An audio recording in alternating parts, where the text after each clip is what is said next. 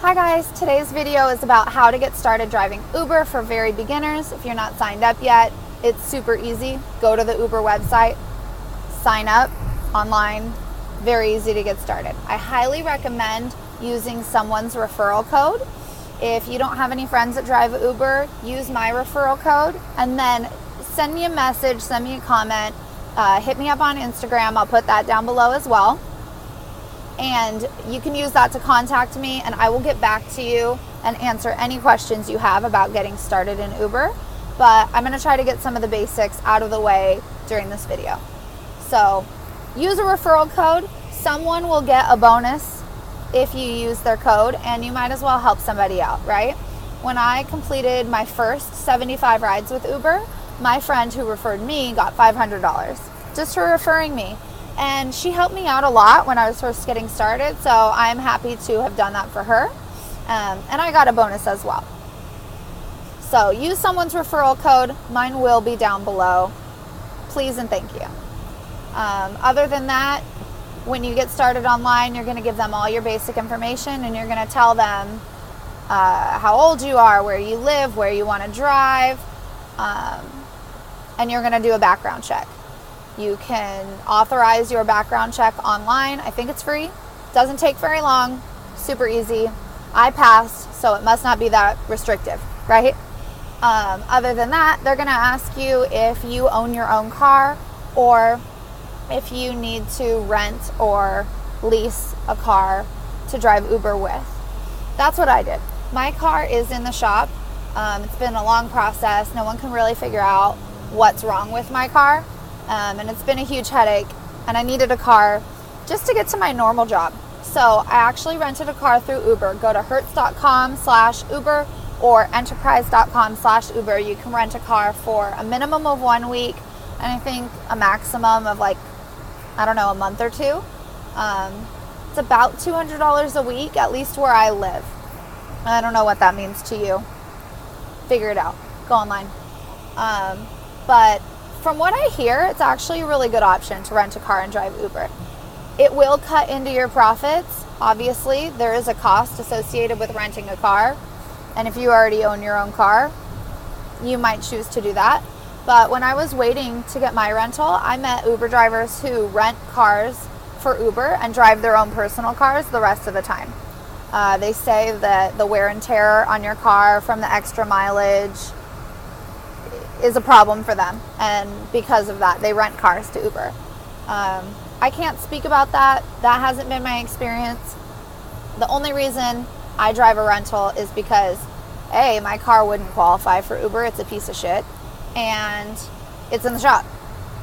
So I'm using Uber to help pay for the cost of repairs on my car, and I'm using it to pay for the cost of my rental car. That's me. The other option, if you're not going to use your own car that you own, is called exchange leasing or shared leasing. And basically what that is you lease a car through a certain dealership, selected by Uber, approved by Uber, whatever. And it's just like leasing a car from any dealership, except for the terms of the lease are a little bit different. The down payment is really low. It's less than $1,000 to put the down payment for your lease, and there is no mileage cap. A lot of times when you lease a car, there's a certain mileage that you can't go over because they resell those cars as pre-owned vehicles later on, and they don't want you running them into the ground. They don't want you putting 200,000 miles on a car in the 3 years that you own it. That's like extreme, but anyway, they're trying to prevent you from doing that. You have to pay extra if you go over that mileage, usually. The Uber exchanged leasing, shared leasing situation is that it's unlimited mileage on your lease. And at the end of your lease's term, the end of the 1, 2, or 3 years that you lease the car for, there is an option to buy that vehicle if that's something you want to do. And usually, because they're pre-owned cars, and you've already leased it for 2 years, the cost to buy the vehicle at the end of your lease is pretty cheap. So if you don't own a car at all and you want to drive some Uber, that's a good option, especially if your credit is not great. I think they approve most people I have pretty bad credit and I got pre-approved to do exchange leasing. However, I did not choose that option. I'm still hoping that we can figure out what's wrong with my own car and I will go back to driving that vehicle. So once you get your car situation sorted out, you might need to go get that vehicle inspection. There's a lot of locations where you can get that done, and some of them are Uber green light centers. The good thing about the Uber green light centers is there's an actual human being there where you can ask any remaining questions you have about Uber. I know most of it is answered on the website, but all of us these days are busy and no one wants to sit there and read every single word of like the terms and user agreements of anything ever, right? Like, you're not going to thoroughly read the website. If you are, great. Maybe you don't need to go to the green light center. I liked going there, sitting with the guy and asking all of my questions. I had questions specific to driving Uber with my rental, things like that. So I suggest going to a green light center, especially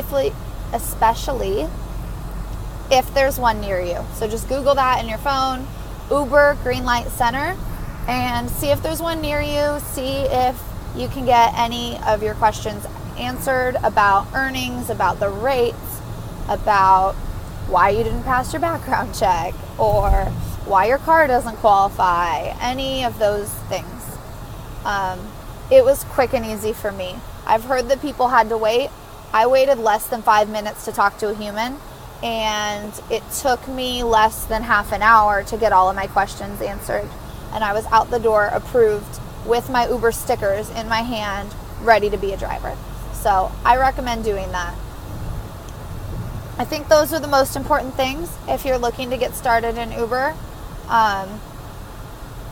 I can make another video if you guys have more questions with FAQs, things that not many people know about Uber until you get started.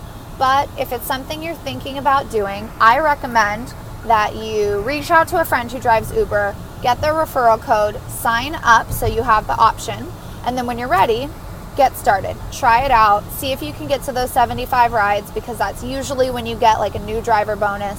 That's usually when your friend gets their referral bonus. And it's a good gauge of whether or not it's going to be a good thing for you. Just try it. I think I had a lot of preconceptions about what Uber was like from my friends who do it full time, and I do it part time. It's worked for me so far, especially with my situation and the rental, and I've really enjoyed it. It's a lot more fun than I thought it would be, and I've made a little bit more money than I thought I would. So if you're thinking about it, I highly recommend you try it. Leave me comments below if you have any more questions. If you want to use my referral code, that will be down there as well, along with my social media. And let me know if you like this video by giving it a thumbs up. Subscribe for more videos. I'm definitely going to put some vlogs up about what a day Ubering is like. I'm going to put some Q&As up, I think, with other Uber drivers, as well as most favorite Uber stories, craziest person that's ever been in my car, craziest place I've ever been. So those are just some of the things that I have planned to film for you guys. Hit the subscribe button so you don't miss those. And have a good day.